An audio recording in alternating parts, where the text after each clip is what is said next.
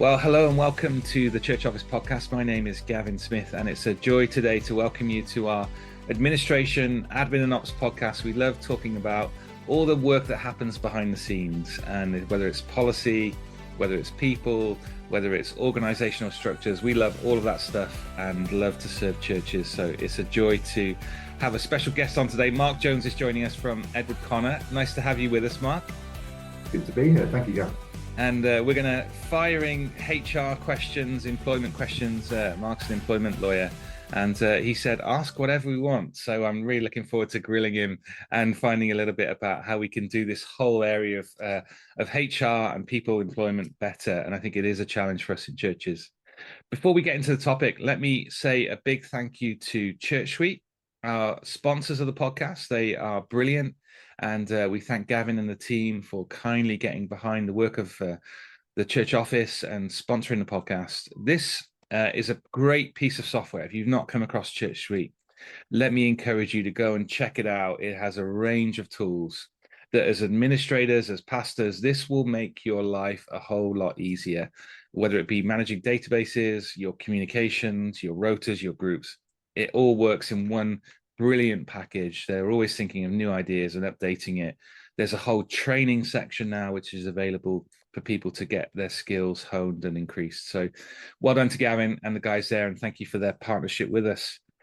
Mark, tell us a little bit about yourself then, our listeners. What church do you go to, and how long have you been a lawyer for? I've been a lawyer for about 29 years, qualified now. Okay. Specializing in employment law. That's a bit longer than I've been at my current church. My current church, I've been there for about 20 years. Okay. So I sort of reasonable. I probably due a long service medal for that one. And my church is in Surrey. It's an independent church, one that is blessed to be thriving because it teaches scripture well and faithfully. Brilliant. I love that. And so Edward Connor have got a whole team of people. I say a whole team of people. You've got 3 people working with you on sort of employment law. This is a hot topic. This is a hard area for churches. I know lots of church managers who have to spin lots of plates. So they're dealing with HR, they're dealing with health and safety, they're working with pastors, dealing with programs. You can imagine the whole list of things that grows. And you don't end up being an expert in any of these things, but maybe a little bit, and you also feel like you're always trying to catch up with doing things well. This is a hard area, isn't it, for churches? You exist because we get this wrong. Yeah, and let me to confessions. When I started off doing employment law, because originally I had this idea. There's a whole story here. I never really thought about being a lawyer. I got a law degree course I never applied for. Okay. For the job in the solicitor's office I never applied for. So the Lord is sending some sort of message. But I thought, okay, I want to do criminal law, family law. Then the firm I was due to be joining, when I got there, they said, we no longer do criminal law. Family law, they said, we don't now meant to do family law. Okay. And I ended up doing lots of different areas. But then when I finished up doing employment law, I thought, this is the area I love. And one of the reasons that I really liked it was because it was relatively simple at the time. The practitioner's manual, it's got to call Harvey, was one volume about that thick. Now, this is going back a few years. Now, Harvey's, it's about sort of a dozen volumes, all double that size. So the law has got, it just exponentially grown. And the problem is, as you recognise, you can't be an expert in all these areas. Indeed, even an employment lawyer can't be an expert in all these areas. There are so many different divisions, which is why you need a team. Yeah, you need help, don't you, in this area? What are some of the biggest challenges that people are coming to you for supporting? Let's kind of open up that picture of those challenges. What are the phone calls and emails you're getting in? Probably late at night. Well, I have a pretty decent work-life balance, so I don't get too many late at night. And well, so those I do get, because I wear a few different hats. Tend not to be from churches and Christian organisations. They're a little bit more respectful of the desire for that balance. Fairly typical inquiries would be a church wanted to get the paperwork right. Okay. We are wanting to employ somebody new, or somebody is leaving, somebody else is going to be coming in to replace them, and we want to get the paperwork right. What do we do? Yeah. So that's talking about things like contracts and how to communicate well, what somebody's expectation is for the role. Yes. But within churches, a particular issue is, how is the person coming in? What's their status? Are they going to be an employee? Which is, when you're applying for a job in the secular world, that's normally the deal. You're an employee, or you might be providing services as a consultant or self-employed, but normally it's an employee. Yeah. Within church, there can be roles that are office holders. Yeah. Senior minister, senior pastor.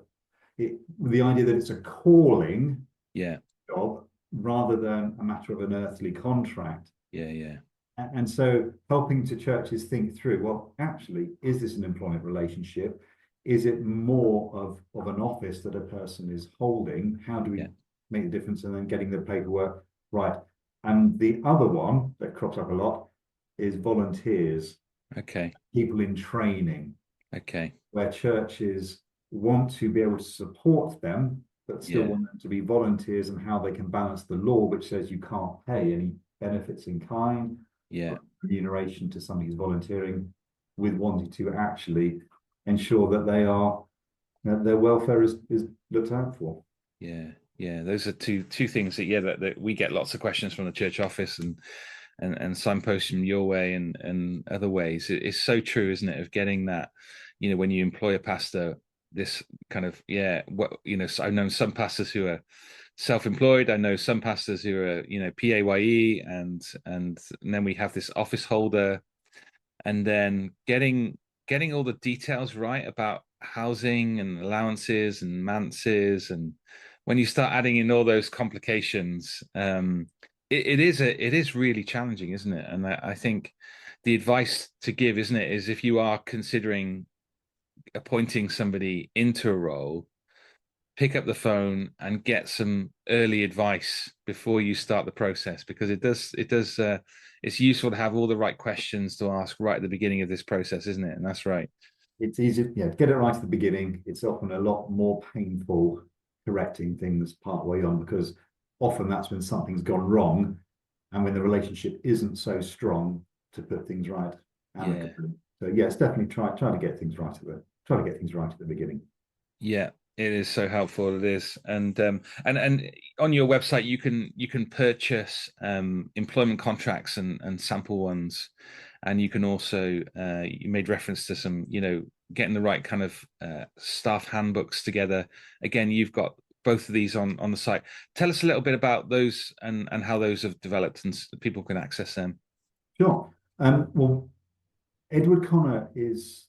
The way it came to being, actually, we were wanting to provide something to support churches, Christian organizations, to be able to be sort of cost effective. We wanted them to get access to good quality legal advice with people who actually understood the issues.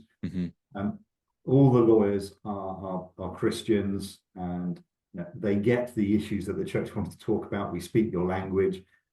We'll pray with you through all of these things, but we want to provide a cost-effective solution. We're set up as a charity as well, so we're not about making profit for partners.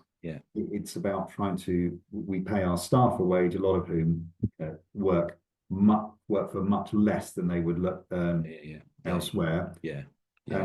And so we try and provide these resources. Now, there are ones on the website that are free to try to help people do. So there's some data protection information on there for free. There's guidance on people employing for the first time. What do we do? Free information. And then we've got things that are a little bit more complex. There is an employment pack, for example, which if a Christian charity is wanting to employ staff, it would give them a contract that meets the law, handbook with about 35 different policies that an employer would be expected to have in place. But these are tailored so that actually they work for a Christian organization, because the issue is that one size doesn't fit all. And people might know somebody who has an employment contract in their own company, want to apply it, or want to take they might find a policy on the internet, an equal opportunities policy, want to bring in the church. Yeah. Actually, those can cause big issues because Yeah. they are not tailored for churches. And yeah, it's a specialist area. Yes. It is a specialist area and so helpful. And we as a church have been using the staff handbook and the contracts, and they're fantastic. It's a great basis to start. And I enjoyed reading through the handbook. It's probably like 45 pages, but it's so helpful, isn't it? Because what when things go wrong, or people get upset with a certain practice or something that goes wrong in an organization in the church, to have a step-by-step guide of here's what we do, and there's the biblical premise comes through, is so helpful, isn't it? That people can understand, all right, we've gone wrong in this, we've got a disagreement about something, what are the next steps that we need to take? And again, this handbook is just so helpful in taking people through those steps, because these things escalate quite quickly, don't they, in churches? And you've probably been on the end of some of those more extreme cases. Any advice in those areas? So you've got the right documentation in place, but it's the application of it, and then how we use it is an interesting question. And employment, so much it comes down is down to the law. The law says you have to do, but actually much of it is relational. Okay. If two people work together and they get on, they enjoy working together, they don't really worry too much about what the contract says. And you come with a slightly different approach. So you might feel that somebody perhaps spoke to you in an indelicate way. They were a bit uncaring. But if you like that person, your starting point is they're a Christian brother, Christian sister. You're going to perceive it differently. You're going to want to be reconciled. Yeah. But in a strained relationship, actually, you can have done everything right. Yeah. But if two people are not getting on, if they are seeing things through a negative prism, it doesn't matter how well I treat somebody, they're going to perceive it negatively. Yeah. You've got a problem. And that takes time, that takes cost to put right. But it may be because it may be that nothing legally has been done wrong. Yeah. So it's getting that. So much of it is staff welfare, making sure people are looked after, feel valued where they are, they get on with their colleagues. Yeah. And the problem is people can be actually the most gifted preachers, for example, the most gifted evangelists. Yeah. Doesn't always mean they're the most gifted people managers. Yeah. And in fact, my experience tends to be that people with those giftings towards preaching, it tends to mean actually that they're less likely to have the people skills to come alongside and manage somebody. So being able to recognize that and actually have somebody within the church, within the organization, who might have those soft skills, that recognize the need for them, find out who has them, encourage them to use it, equip them, rather than doing everything yourself. Another problem that those in church leadership can fall into. Having somebody you're confident you can delegate to. Because if people get on, if they are truly operating as a family, you're not going to need my help with much.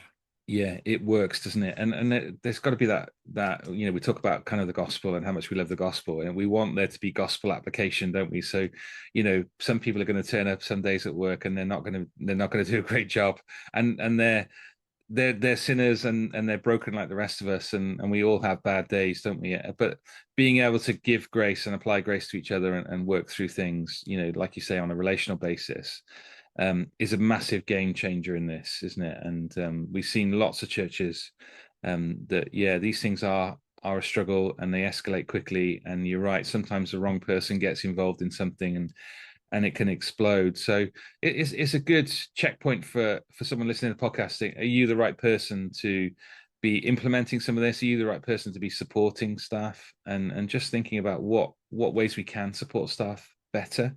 It's interesting. And a counterpoint to that as well is the reason why it's important to have the right person in place is because there's stuff that needs to be fed, filtered up.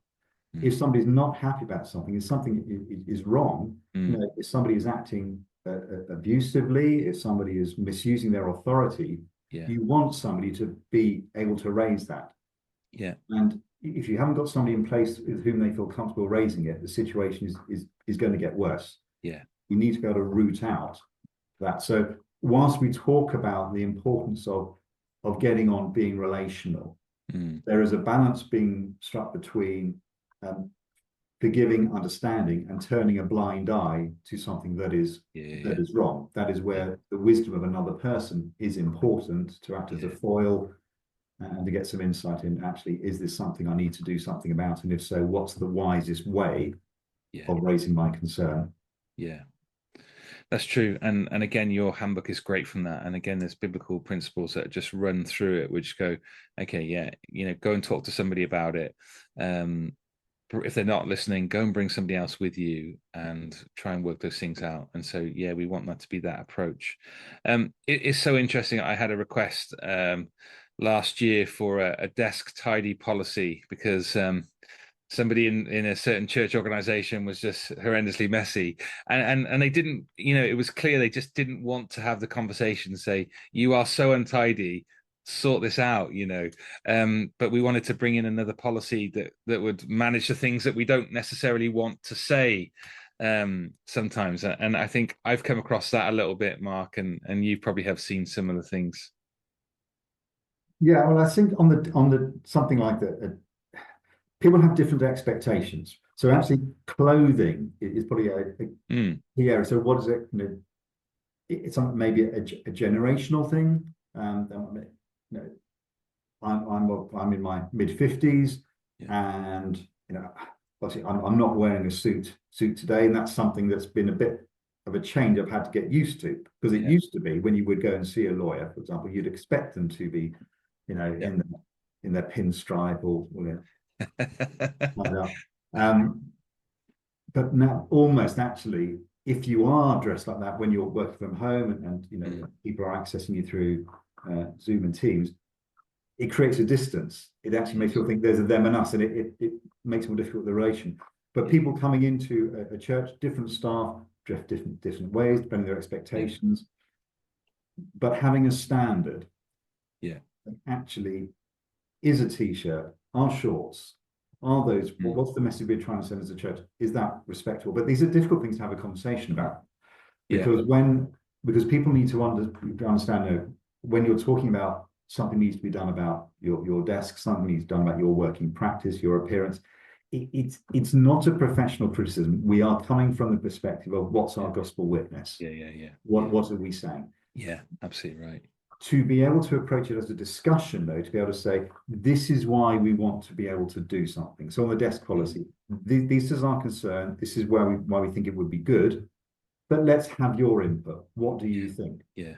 People tend to respond better to that engagement than being told what to do. I mean, I know. I mean, I'm a contrarian.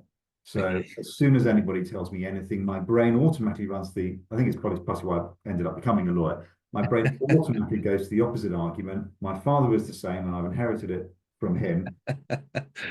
And so actually, if you tell me to do something, pity my wife, my immediate thought was the reasons why I shouldn't be doing it. Actually, there's a perfectly good justification why not doing it is far better than doing it. And so having that discussion, and I can understand why it might be better, and I can then realize actually I'm doing it for a positive reason, not because you're telling me to and I'm resenting it, because actually I can see how I can support you, how it's beneficial to the church. That's how you get people to change their behavior. And if so much of employment law is actually not about the law. As I say, it is relational, thinking about how are people going to respond. The law might say, you need to have this in your contract. And if your contract is out of date, two ways of approaching it. One, you can write to staff and say, we're changing your contract because of the law. This is now in it. People are often very protective about contracts, and any change unsettles them. Yes. So you can do it that way, perfectly lawful. You've got to do it, but you've unsettled people on the way, although you've complied with the law. Doing it much more relationally, saying, this is what we are going to do. These are the reasons why. If you have any concerns, come and let me know. But actually, we think this will be really good for you and for the church because of A, B, and C. They then come along with you, and let's That's let's work for me, because I would love to be out of a job one day. I really would. that's a good aim to have, I guess. Yeah, yeah. But you're right. Every behind every policy and contract and all those things are people, isn't it? And like you say, it makes a great point about it being relational. And we can, in our policy and procedure, we can, explain how we want to work with people and how we want to do that well. And so I like policy and procedure for that point, because someone can here are our expectations. Here's what this is what we expect from you. This is what you can expect from us. While we're on the contract point, then let me fire a couple of questions at you that of things. So I was working with a church who had some older members of staff in an administrative role that had been in post for 30, 40 years. They even had a contract, which was amazing. And it went back into the 80s. But nowadays in some contracts you see a kind of cutoff point where you get to 67 and your sort of employment sort of ends. And I've seen some contracts like that. And I'm wondering, is that something that should be in there? Is that something that's allowable in there? Because we have got staff who are getting older, and you don't want to performance review them out of a job, because we love them and they're part of our church and they're members of our church. But at the same point, we haven't got a point where we go, right, let's have a conversation. Give us some advice in that area. The starting point is fixed age retirement is a problem. Yeah. It's normally age discrimination to compel somebody to retire at a fixed age. Yeah. The law changed about 15 years ago in that regard. So actually, no, it's a little bit more than 15 years ago. Now, it's perfectly appropriate to have a conversation with somebody. Yeah. So, you're approaching state pension age. Mm-hmm. Do you intend to keep on working? Now, keep us posted what your intentions are, so that we know what's happening on, and we can manage. Yeah. And I know how we're going to cope without you. But putting pressure on somebody to leave and retire is, there are some circumstances you can do it, but you need to be able to objectively justify the age, and that's within a church. I just don't see that being possible. In something like the fire service, where you need to be physically fit, it's a little bit more arguable. So what you can, so if it exists, if the clause is in somebody's contract, if they've got an old contract, that isn't a problem. You haven't got to suddenly redraft it and get rid of it, but don't rely upon it. Okay. What you could do within a contract is you could say historically what your retirement age has been. Yeah. So you might say historically our retirement age has been 65, but you would not be compulsory retired at that age. Yeah. But if you want to have a discussion with us when you're approaching that age and what your intentions are, please let us know. So you can help people have an understanding about what your expectation is, but it's not a requirement. Yeah. Yeah. And I think I have seen some old contracts that have had, kind of retirement age 67 and it's probably moved as they've done it. And I guess that does give it a point there. But you're saying don't rely on that to see someone finish, and don't put pressure on people to finish. And in those situations, it's quite challenging because the person may want to continue on in that role for as long as they can. And I've known people to continue working into their 70s. And how you steer that, and a senior pastor might want to come in and have a conversation and sort of bulldoze it and say, right, you're finishing tomorrow and we've got somebody coming in next week. You can picture it, but yeah, how do you move people on then relationally? The way you handle it is the way you would handle it with anybody else, regardless of age. If somebody is struggling in the job, then you've got to think, why are they struggling? Can we support them? If there's a standard we say they need to meet, why are they not hitting that standard? What can we do to help them meet that standard? If it doesn't matter what we do, if they can't reach it, and perhaps age is a factor in that a person is simply getting a bit slow, a bit more physically infirm. It's a very demanding job. If you've got a cleaning of a church, you don't want the person to suffer injury. They're no longer able to clean the same way. Then you would performance manage, you would go through a process, and ultimately, if the person cannot reach a reasonable standard that you can reasonably require in a reasonable timescale, it is appropriate to dismiss. But coming in one day and saying, I'm not happy about what you've done, and in particular to say, I'm not happy with what you've done, and I think it's because you're getting on a bit. I think you'd be far better off spending time with the grandchildren. Yeah. You might well get away with it because I'd like to think that the Christians would be forgiving and loving. Yeah. But if they went to a lawyer, that lawyer would be rubbing their hands and Okay. wanting to get the church's resources that should be used for gospel ministry, Yeah. Yeah. a compensation of the person that you have Yeah. wronged in law. Yeah.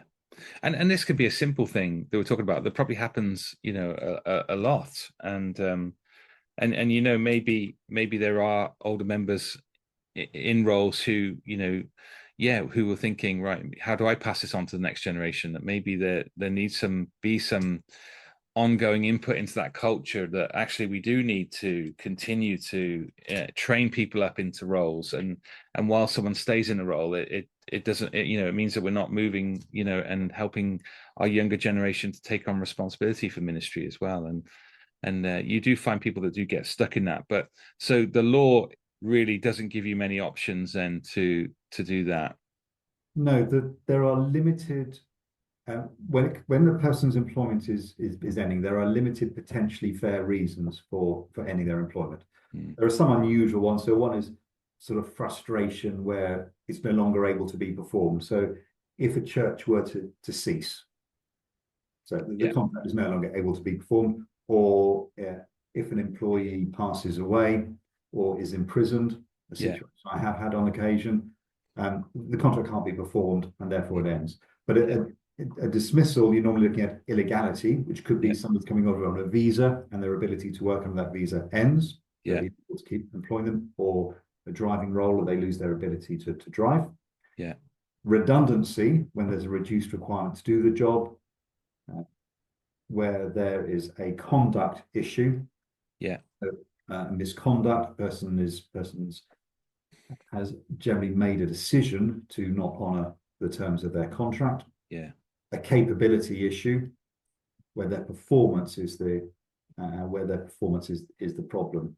And then there's one final catch-all, which is something that lawyers love. It's called some other substantial reason. Okay. It's up there with the word reasonable and appropriate, nice and nebulous. Everything anywhere else falls in there. But some other substantial reason could be a restructuring doesn't fall within a redundancy. So let's say a church is growing. We had a part-time administrator, and actually now we need somebody full-time, and we think it needs to be only one person in the role.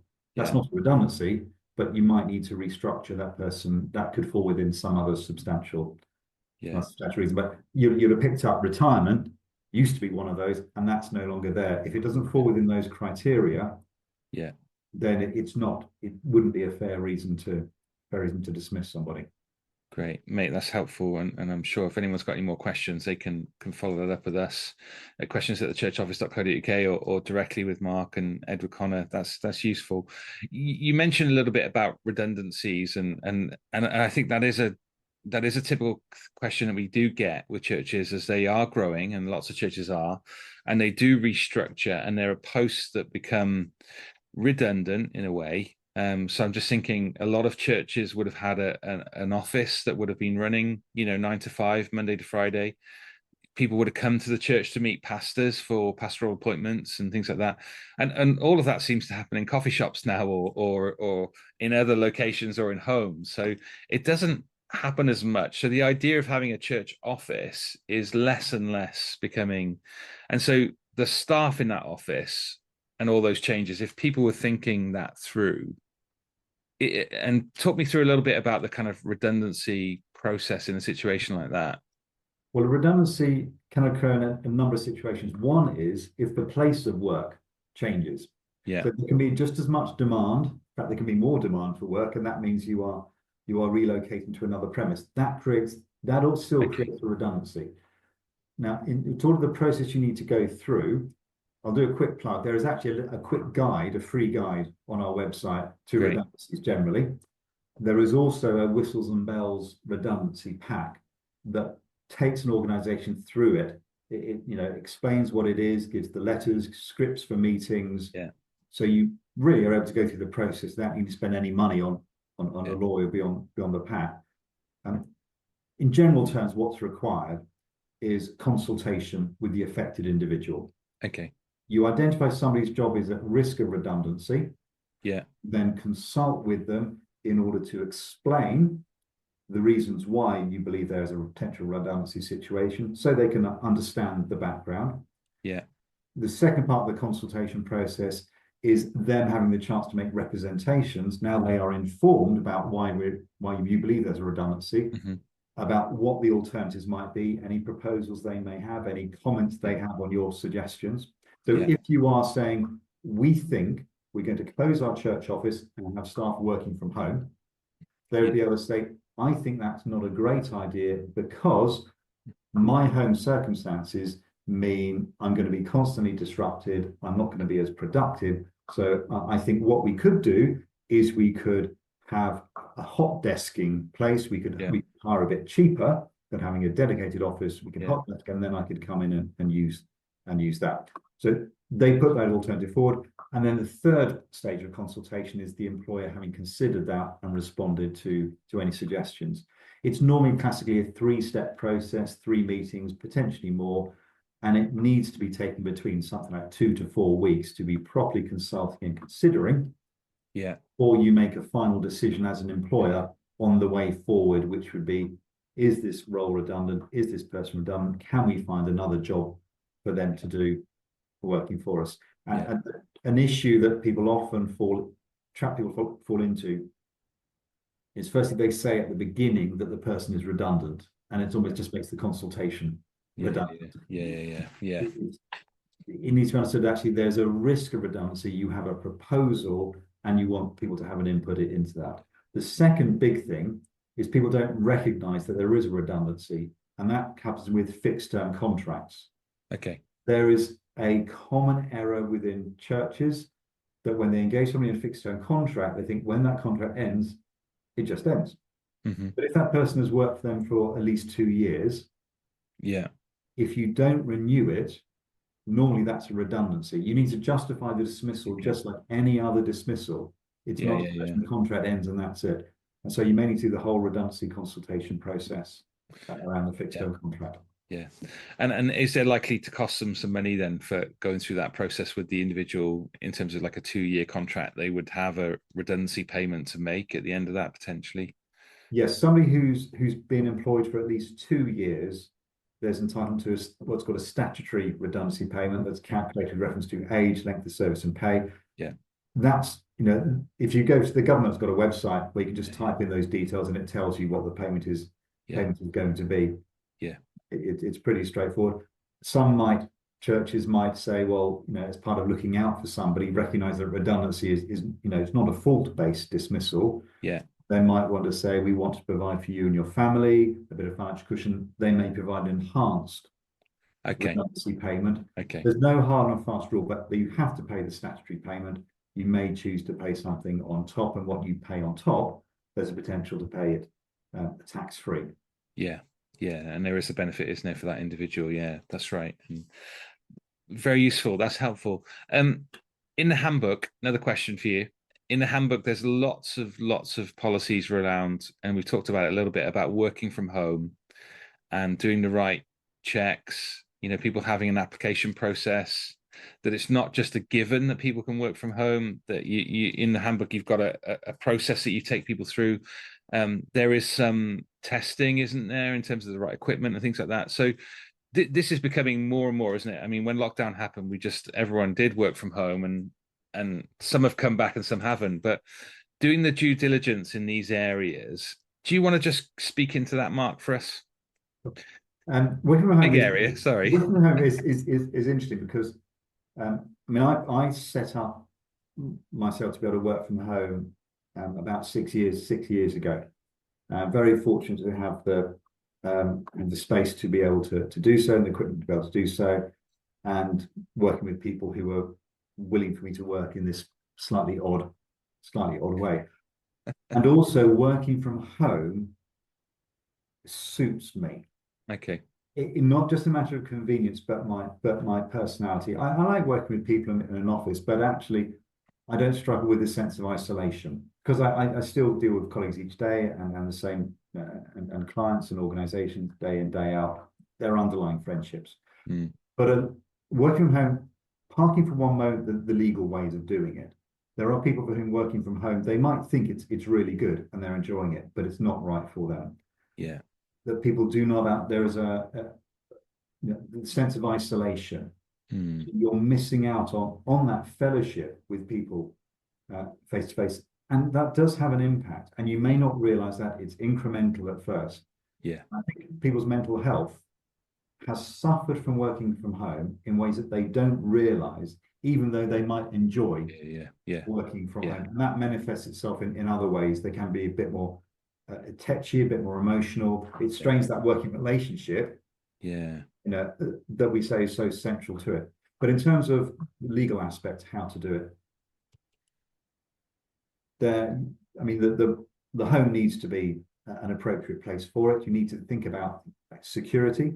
Mm-hmm. If they're going to be using their own equipment, is that how do you protect the data within the church members on their own equipment?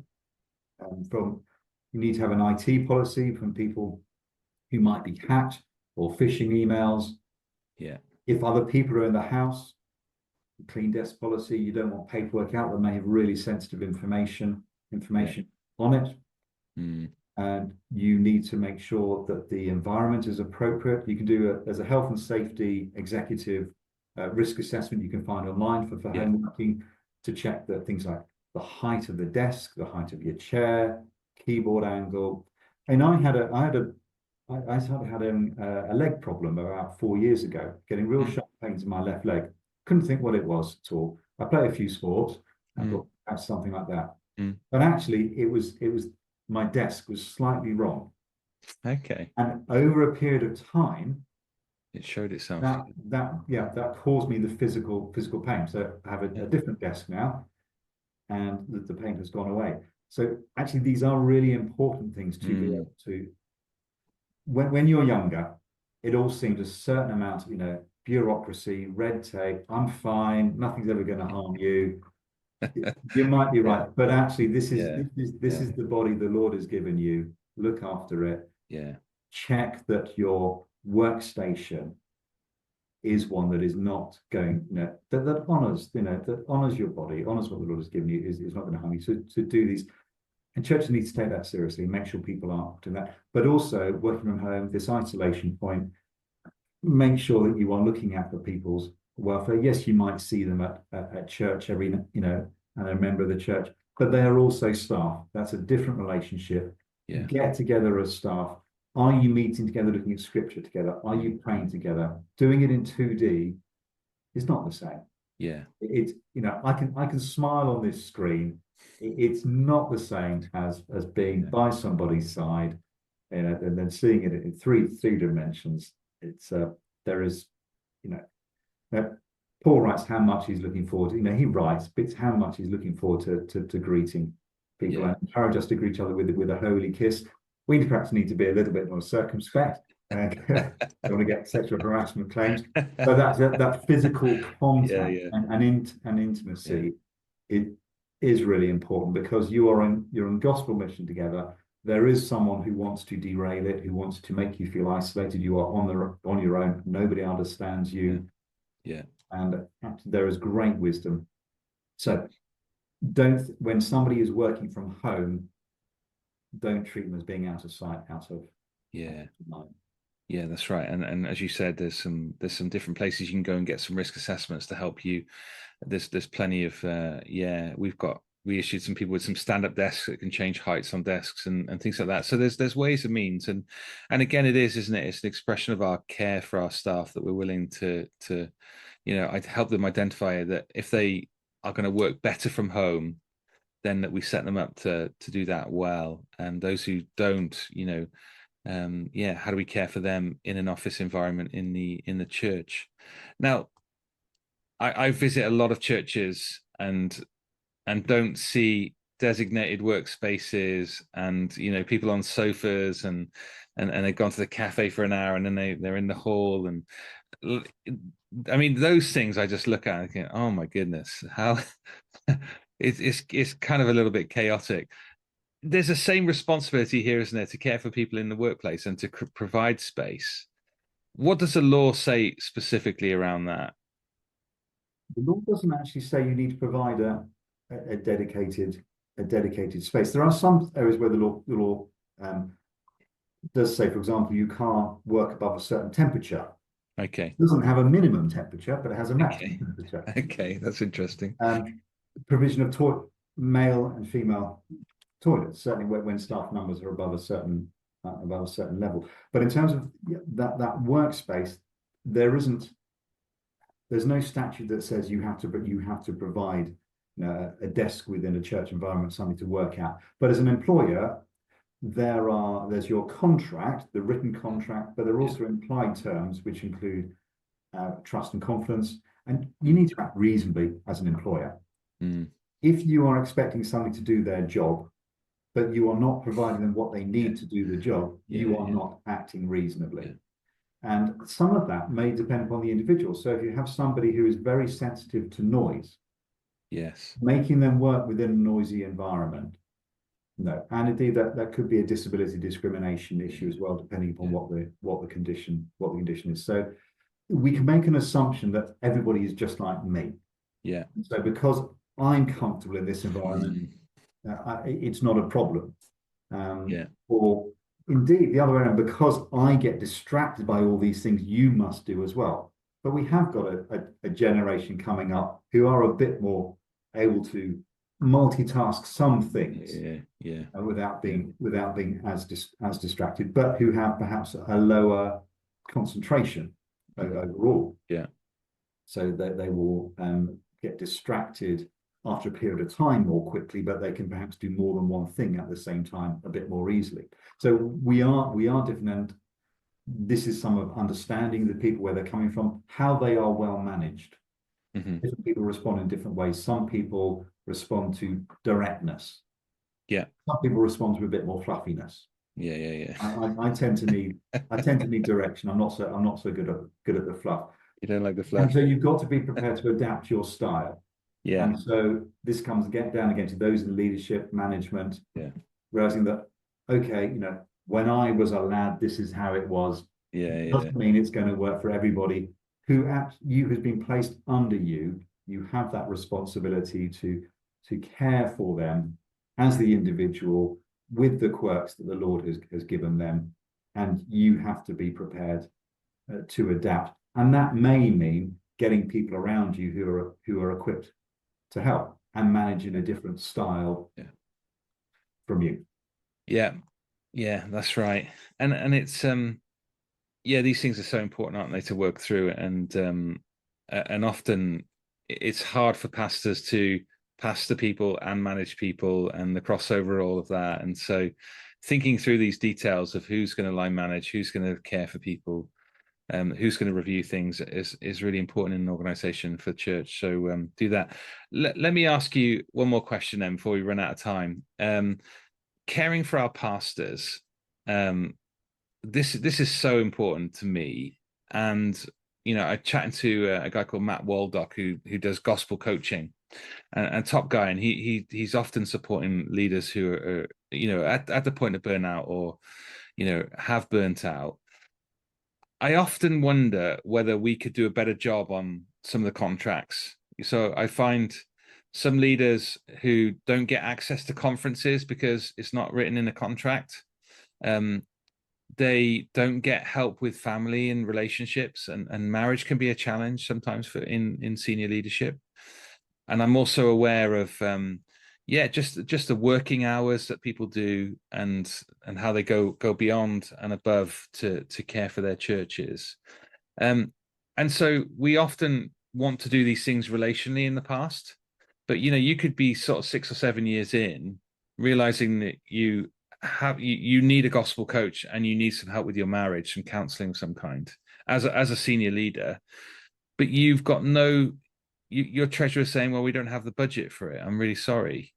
So I'd love to see contracts change and reflect and give permission a little bit more for leaders to, you want it to be done relationally, but if they need to, have it in a contract so they can call on it when they do need that help.